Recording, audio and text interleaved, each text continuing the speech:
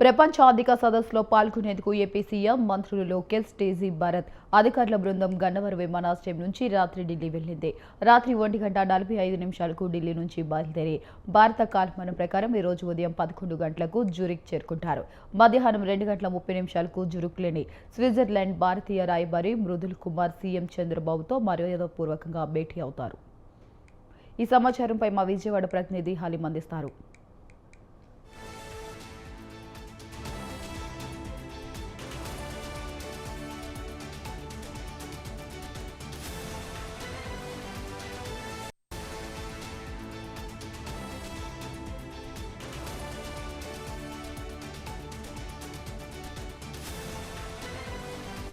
ప్రపంచ ఆర్థిక సదస్సులో పాల్గొనేందుకు ఏపీ సీఎం మంత్రులు లోకేష్, టీజీ భరత్ అధికారుల బృందం గన్నవరం విమానాశ్రయం నుంచి రాత్రి ఢిల్లీ వెళ్లింది. రాత్రి 1:45 ఢిల్లీ నుంచి బయలుదేరి భారత్ కాలమానం ప్రకారం ఈ రోజు ఉదయం 11 గంటలకు జ్యూరిక్ చేరుకుంటారు. మధ్యాహ్నం 2:30 జ్యూరిక్లోని స్విట్జర్లాండ్ భారతీయ రాయబారి మృదుల్ కుమార్ సీఎం చంద్రబాబుతో మర్యాదపూర్వకంగా భేటీ అవుతారు. ఇదే అంశంపై మరింత సమాచారం మా విజయవాడ ప్రతినిధి అలీం ఫోన్ ద్వారా అందిస్తారు. అలీం, చెప్పండి. ఆంధ్రప్రదేశ్ ముఖ్యమంత్రి చంద్రబాబు నాయుడు దావోస్ పర్యటనకు వెళ్లారు. ఆయనతో పాటు మంత్రి నారా లోకేష్ తో పాటు టీజే భరత్ తదితరులు కూడా ఉన్నారు.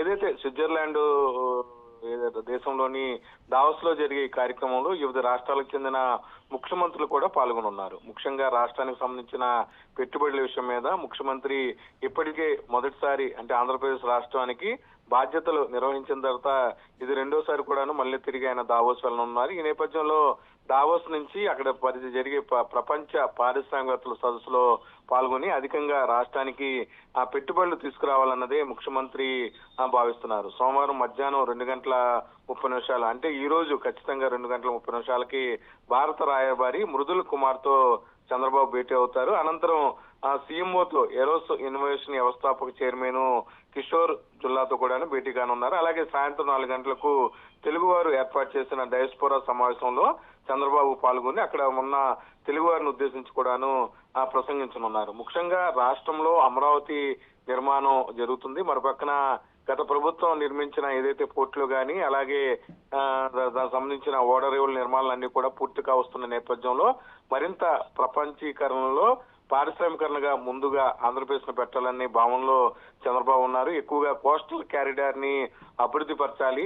అత్యంత ఎక్కువగా ఉన్న కోస్టల్ క్యారిడార్లు ఇప్పటికే పారిశ్రామికరణ కొరకు అన్ని రకాల ఏర్పాట్లు చేస్తాం. అంతేకాకుండా పరిశ్రమలు ఏర్పాటు చేసుకునే వారికి సింగిల్ విండో ద్వారా వారికి అనుమతులు ఇస్తామని చెప్పి కూడాను ముఖ్యమంత్రి చెప్పిన నేపథ్యంలో దావోస్ పర్యటన ప్రాధాన్యత సంతరించుకుంది. ఆంధ్రప్రదేశ్ లో అమరావతి పూర్తిగా కూడా అభివృద్ధి చెందుతున్నారు. ఇప్పటికే ఆగిపోయిన రోడ్ల నిర్మాణం కావచ్చు, ఆగిపోయిన నిర్మాణాలన్నీ కూడా పూర్తి చేస్తున్నారు. మరి పక్కన విశాఖపట్నానికి ఎక్కువగా పారిశ్రామికలు రావడానికి ఇష్టపడుతున్నారు. ఈ నేపథ్యంలో విశాఖపట్నంలో భూముల పరిస్థితులు, అక్కడున్న ఏర్పాట్లు, అలాగే ఇప్పటికే గూగుల్ డేటా సెంటర్ కూడాను విశాఖపట్నం వచ్చిన నేపథ్యంలో ప్రపంచం అంతా కూడా ఆంధ్రప్రదేశ్ వైపు చూస్తున్న నేపథ్యాన్ని ముఖ్యమంత్రి చంద్రబాబు దావోస్ లో ప్రపంచ పారిశ్రామికవేత్తలకు వివరించనున్నారు. ఆయనతో పాటు నారా లోకేష్, టీజే భరత్ తదితరులు కూడా ఉన్నారు. అయితే ఈ కార్యక్రమంలో అటు మహారాష్ట్ర ముఖ్యమంత్రి, ఇతర ముఖ్యమంత్రులు కూడా హాజరు కానున్నారు. వారితో కూడా ముఖ్యమంత్రి సమావేశం కానున్నట్లు తెలుస్తుంది. మధ్యాహ్నం 2 తర్వాత స్థానికంగా తెలుగు వారితో ఏర్పాటు చేసిన సమావేశంలో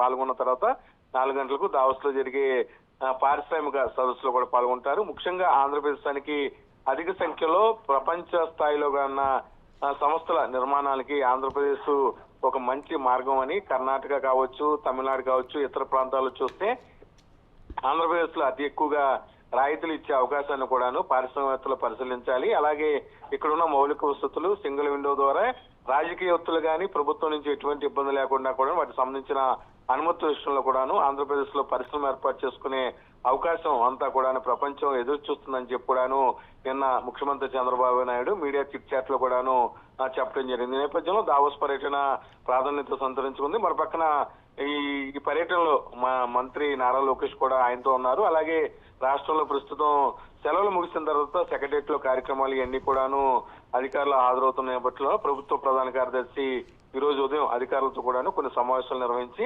ముఖ్యమంత్రి పర్యటన తర్వాత దానికి సంబంధించిన స్థానికంగా ఏర్పాట్లు, ఒకవేళ దావోస్ లో ఏదైనా కంపెనీలు ఆంధ్రప్రదేశ్ కి అనుకూలంగా వస్తే వాటికి సంబంధించిన ఏర్పాట్ల విషయంలో కూడాను ఇటు ప్రిన్సిపల్ సెక్రటరీతో కూడా ముఖ్యమంత్రి ఫోన్ లో సంప్రదింపులు జరిపే అవకాశం ఉన్నట్లయితే తెలుస్తుంది. Right. Thank you Aleem, thanks for the updates.